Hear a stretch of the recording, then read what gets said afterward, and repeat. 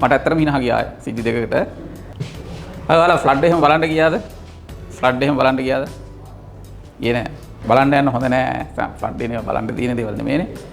ළමයි මේ ඩිසාස්ටර් එකක් වෙලාවේ සාමාන්‍යයෙන් එහෙම හිනහ වෙන්න හොඳ නෑ කොහොමවත්. එනකොට සිද්ධි දෙකක් තියෙනවා. මට ඇත්තටම හිනහ ගියා සිද්ධි දෙකකට. මේක සිද්ධියක් තමයි ඒක කියන්න බෑ. ඒක වීඩියෝ එකක මම දැක්ක ඒක මම කියන්නේ නැහැ. අනිත් සිද්ධිය මේ එක්ස්පීරියන්ස් එකක් කියන අපේ පැත්තේ වුණු සිද්ධියක් තමයි. ඒක අංකල් කෙනෙකුට මිනිස්සු කියලා තියෙනවා මේ දැන් අර ෆාස්ට් මූවිං ස්ට්‍රීම් එක එනවනේ ෆ්ලඩ් එකත් එක්ක අයියෙන් වතුර පාර එනවනේ.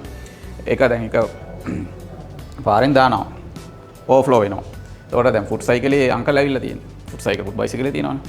කියලා තියෙනවා මේ ඒ කියන්නේ යන්න එපා දාන්න එපා වතුර වැඩිම කියන ෆාස්ට් මූවිං ස්ට්‍රීම් එකක ළමයි අමාරුයිනේ යන්න වතුරෙන් කොහොමද යන්න අමාරුයිනේ තේරෙනවනේ. එපා මේ යන්න කියලා. ඊට වඩා දේවල් වල මම පීනලා තියෙනවා මෙහෙමයි කියලා එන්න තේරෙනවනේ නේද? ඒ කියන්නේ බිග් ටොක්ස් ලොකු ටොක්ස් දීලා දැන් බයිසිකල් මම හිතන්නේ ඇල්කොහොල් පොඩ්ඩක් අරන් ඉන්න ඇති. දන්නේ නැහැ මම දන්නේ නැහැ. ඊට පස්සේ කොහමද ඔන්න වතුරට ගිහිල්ලා. යනකොට මේ එයාට කියන්නේ හීකුන් බෑ ඊට ඒක දරාගෙන ඉන්න බෑනේ වතුර පාර එනකොට. එනේ මෙයාට තේරලා තියෙනවා බයිසිකලේ යනවා වගේ කියලා. දෙන්නත් එක්කම යන්න යන්නේ කියලා. මෙයා මොකද කරලා තියෙන්නේ බයිසිකලේ මේ සීට් එකෙන් අල්ලගෙන බයිසිකලේ. He got the seat into his hand and bicycle went.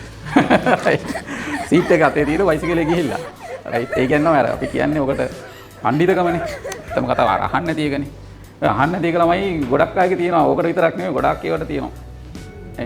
එක මිනිස්සෙක් ළම එක මිලියෝනය කෙනෙක් ඒ සිටුවර එකේ ඒ කන්ට්‍රි එකේ සිටුවරයෙක් මේ රහතන් වහන්සේ නමකට කියලා මේ වඳුරෙක් වගේ කියලා. වඳුරෙක් වගේ කියලා රහතන් වහන්සේ නමකට කියලා. කියන්නේ අරහත් ඩිසයිපල් කෙනෙක්. ඊට පස්සේ ඒක ලෝඩ් බුද්ධට ආරංචි කරලා ලෝඩ් බුද්ධ කියනවා මෙයා සමාව ගත්තේ නැත්තම් එක්ස්කියුස් කරගත්තේ නැත්තම් සමාව ගත්තේ නැත්තම් මේ අපොලොජයිස් කරගත්තේ නැත්තම් අනිවාර්යයෙන්ම නෙක්ස්ට් බර්ත් එකේ වඳුරෙක් වෙනවා කියලා. මේ මිනිස්සයාගේ තියෙන සුපරියොරිටි එක කියලා කියන මානය කියලා කියන්නේ මෙයා මොකද කළේ දැන් හරි ඊළඟාත් මේ ලෝඩ් බුද්ධ කිව්වා මම වඳුරෙක් වෙනවා කියලානේ. හරි මට කණ්ඩ කියලා සම්පූර්ණ අඹගස්සේ ආයක් හදලා. මානය. ඉතින් සමාව ගත්තා නම් ඔක කිසිම ගැටලුවක් නැහැ. ඊළඟ බර්ත් එකේ වඳුරෙක් වෙනවා ළමයි. එහෙම තියෙනවා.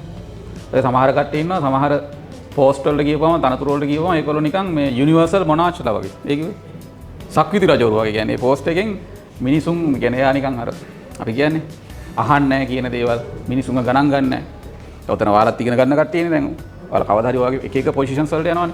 තමයි තමන්ගෙන් සේවයක් බලාපොරොත්තු වෙන මිනිසුන්ට කිසිම වෙලාවක අර පහත් කළ සලකන්න එපා.